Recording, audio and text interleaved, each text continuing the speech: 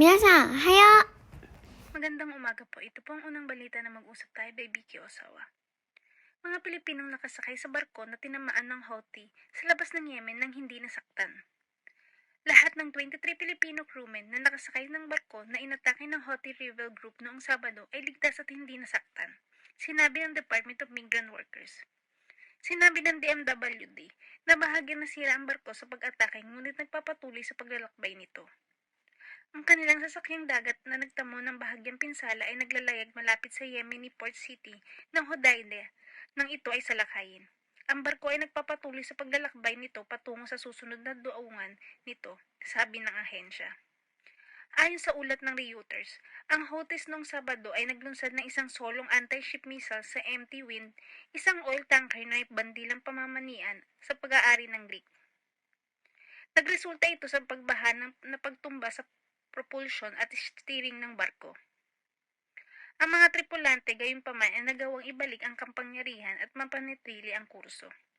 Sinabi ng British security firm na si Ambrey na nangyari ang pag-atake mga 10 nautical miles sa timog kanluran ng Red Sea port city ng Mokha ng Yemen.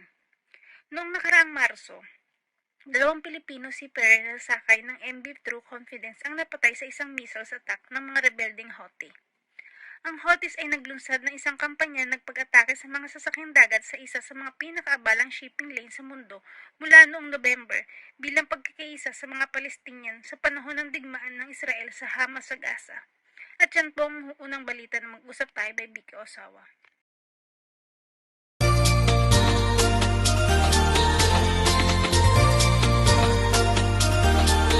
Mga problema at suliranin sa buhay ay hindi nawawala. Tanging kailangan ibay ng puso upang ikaw ay di maging kawawa. Mag-usap tayo at gagaan mga problema nyo. Mga pagsubok sa ating buhay malulutas kapag nag-uusap tayo. Huwag kang susuko sa bawat laban, dito kami hindi. Ito po ang pangalang balita na mag-usap tayo by Vicky Osawa. 4 katao huli sa Mambiki trial sa loob ng drugstore. Ayon sa news na ito, hinuli ng IG Police ang 4 katao matapos mapatunayang sabit sila sa Mambiki charge. Sila ay nag-shoplift ng mga items sa loob ng drugstore located in Okazaki City. Ang 4, babae at lalaki na age 18 to 24 years old, ay ninakaw ang supplements at iba pang products na umabot sa 35 items na nagkakahalaga ng mahigit 10 lapad. Na-trace sila base sa CCTV footage na nakuha ng mga pulis. Tinatayang binibenta nila ito para pagkakitaan ng pera ayon sa mga pulis. Maaring may iba pa silang ninakawang store at ito ay sinisiyasat nila sa ngayon. At yan po ang huling balita na mag-usap tayo by Vicky Osawa. Chika Talk for today. Jennifer Lopez at Ben Affleck na mamuhay na magkahiwalay sa gitna ng alingaw-ngaw na breakup. Si Jennifer Lopez at Ben Affleck ay nawala na sa isang block. Matapos ang halos 2 taong pagsasama, magkahiwalay na sina Lopez at Affleck ayon sa Access Hollywood at People.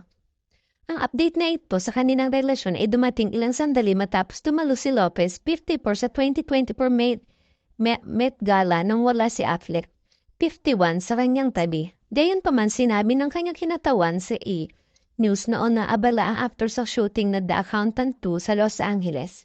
Kaya naman hindi niya nakasama si Lopez sa New York City event na co-host nakasama sina Anna Wintour ng Vogue, Zendaya, Chris Hemsworth at Bad Bunny. Dumating din ang balita tungkol sa sitwasyon ng pamumuhay ng mag-asawa bago ang kanilang ikalawang anibersaryo ng kasal. Sina Lopez at Affleck na muling nagpasigla sa kanilang relasyon noong 2021 ay opisyal na nagsabi na I do sa isang seremonya sa Las Vegas noong Hulyo 2022. Si Lopez na nagbabahagi ng kanyang 16 taong gulang na kambal na sina Max at Eme sa dating asawang si Mark Anthony at si Affleck na nagko-co-parenting kina Violet 18, Serafina 15 at Samuel 12 kasama ang dating asawang si Jennifer Garner na nagpapatuloy na magkaroon ng pangalawang seremonya ng kasal sa Georgia noong Agosto 2022. Ang E-News ay nag-reach out sa mga kinatawan ni Lopez at Affleck ngunit wala silang nakatanggap ng komento. At siya na ating mga chika talk for today.